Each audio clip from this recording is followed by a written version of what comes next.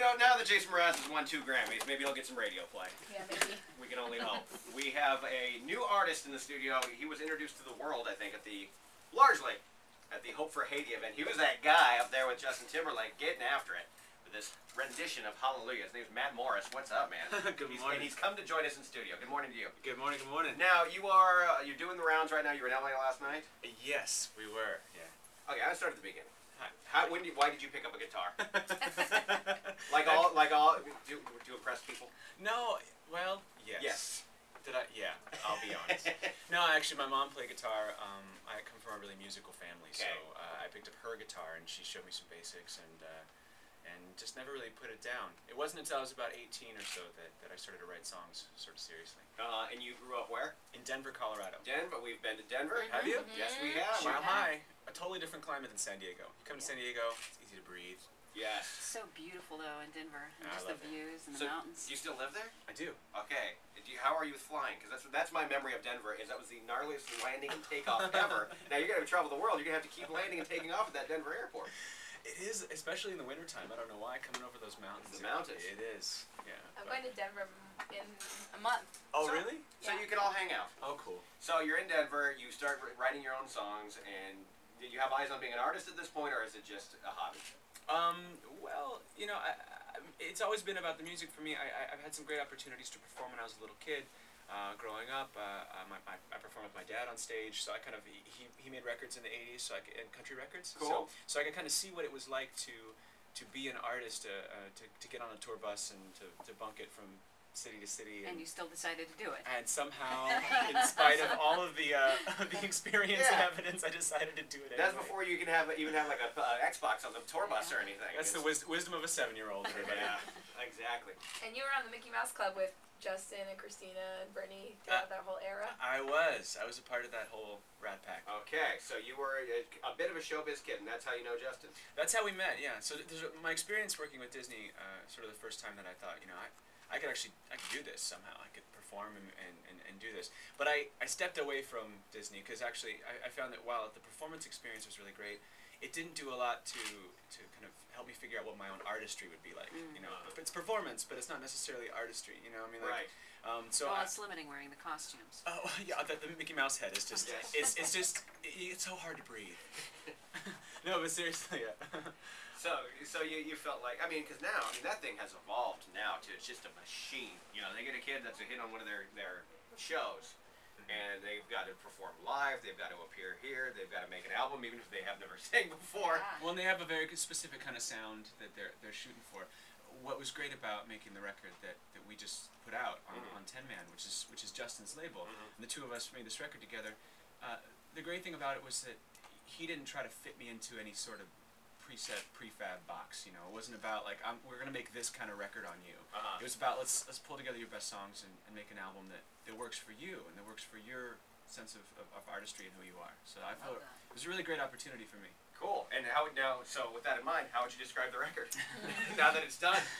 When the record people say, what category do we shop this around It's an eclectic record, actually. So that's part of what comes out of that process when you let the artistry lead it rather than letting the marketing lead it. So people who listen to music for a lot of different reasons, who want to move to it and dance to it, but who also want to be moved by it, you know, who listen with their heart, you know, and listen with their ears and their whole self.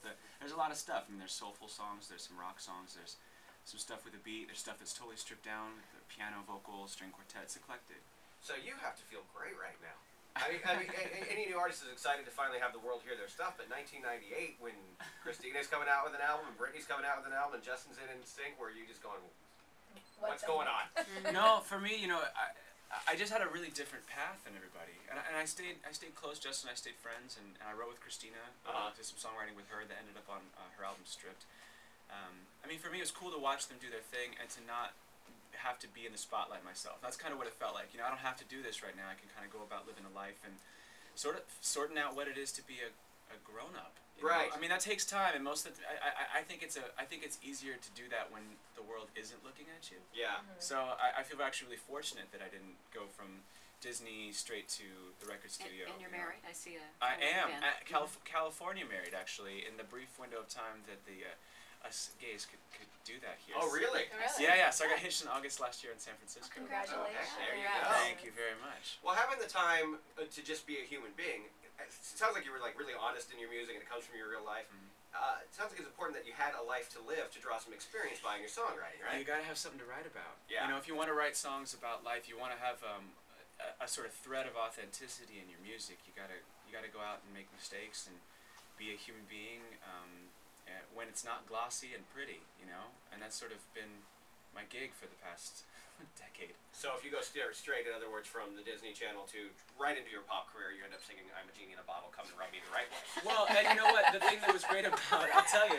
It's a great song, but And you know, if you remember, the second record was just the one that Christine and I wrote for. The sort of movement away from that. Yeah. We wrote for Stripped. Stripped, her whole idea was like, that wasn't me. So I'm gonna do something that's more authentic to me. And then it's been an evolution of her to be able to get there. I think actually it's been cool to see how people who came from the same place I came from, who started making Disney records and making these pop records, have been sort of slowly evolving to be more sort of genuine to who they are as artists. I think it's really cool. Justin himself, you know, with the way that his records have turned out and changed. yeah, he has really evolved. And people didn't expect that from him. That was actually really cool. You know, he came out and did, you know, he's doing real stuff. Well, yeah, and he's kind of the exception to the rule. It's very hard to make that crossover from teen star, especially boy band star, to super respected solo artist, but I think he kind of achieved it by being real. That's and not trying to have the formula of, well, this is the kind of record that needs to be made right now to get album sales. Yeah, every formula at one point was nothing, and then someone wrote a formula. I mean, someone's got to start it. You know what I mean? Right. I remember everyone that heard "Sexy Back" for the first time thought there was something wrong with it. Oh yeah, that was it. It was like, what is that Is this record? a leak? There's something wrong with the vocals because of the weird processing.